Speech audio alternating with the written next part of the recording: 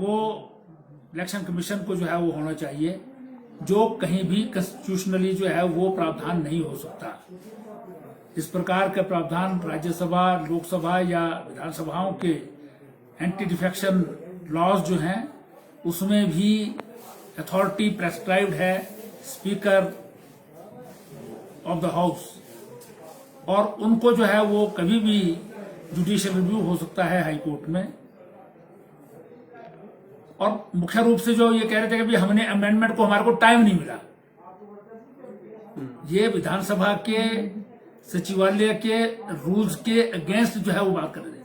आप अगर किसी नियम को नहीं देखते हैं, किसी नोटिफिकेशन को नहीं पढ़ते हैं, किसी सूचना को नहीं पढ़ते हैं, तो ये कसूर आपका है, ये कसूर सचिवालय का नहीं है। तो इसलिए जो है वो उनका जो वॉकआउट था वो बिना किसी कारण के था।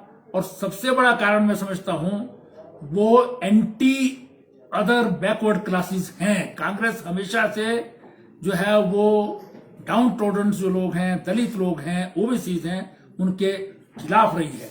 और आज भी, क्योंकि नगर निगम संशोधन विधेयक में मुख्य रूप से मेयर के इलेक्शन में अभी तक जो है वो ओबीसी नहीं रखा गया था।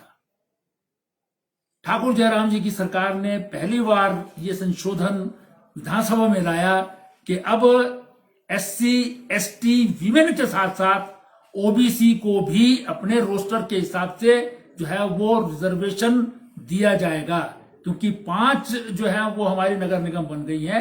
इसलिए ये लेजिटिमेट डिमांड ओबीसीज की थी, और कांग्रेस के सदस्यों ने जो है वो इस संशोधन के विरोध में जो है वो वॉकआउट किया है। मैं समझता हूं कि ये उनका जो असली चेहरा है डाउन ट्रोडन और दलित लोगों के प्रति, वो सामने जो है दर्शा दिया गया है उन्होंने।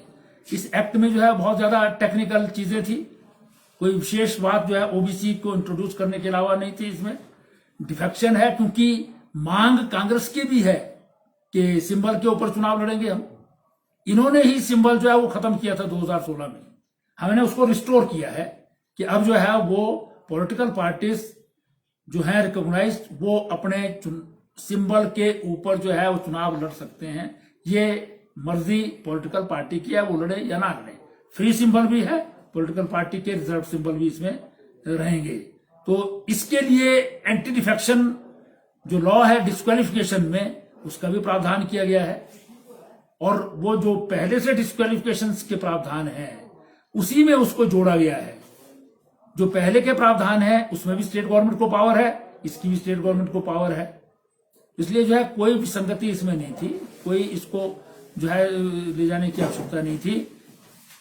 कमिश्नर की जो है वो अभी तक 10 साल की रखी गई थी कि वो 10 साल की जो सर्विस होगी वही बन सकता है, लेकिन वो तब थी जब शिमला एकमात्र नगर निगम था।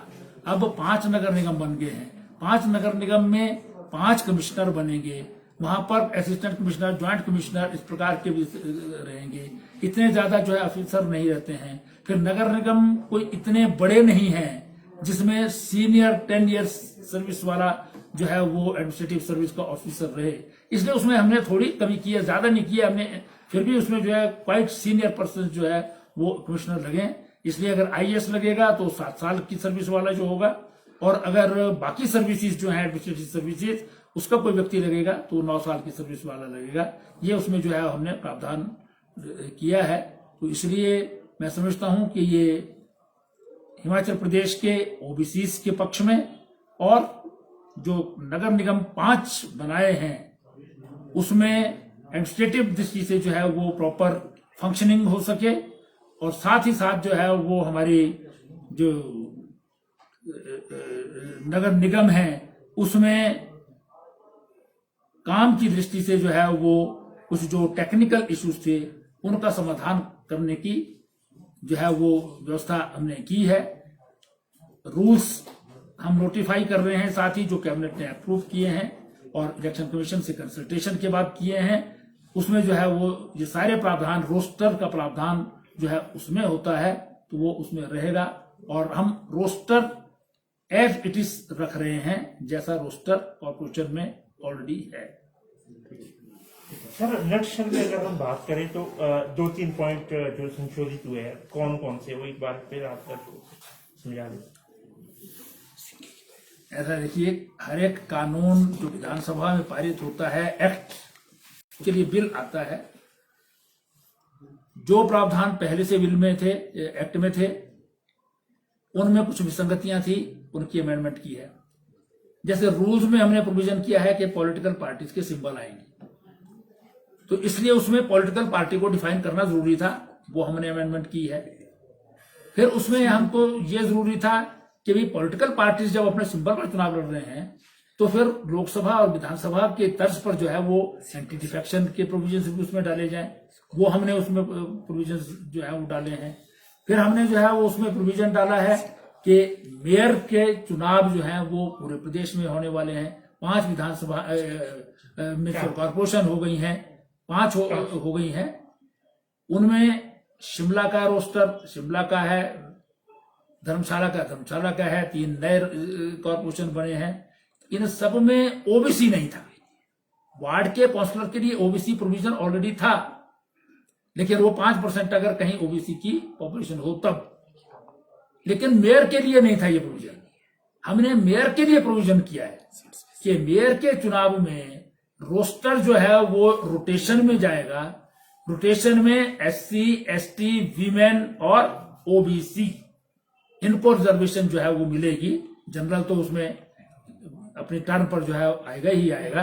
तो इसलिए जो है ये प्रावधान अभी हमने चुनाव से पूर्व करने आवश्यक थे, इसलिए हमने ये किए हैं।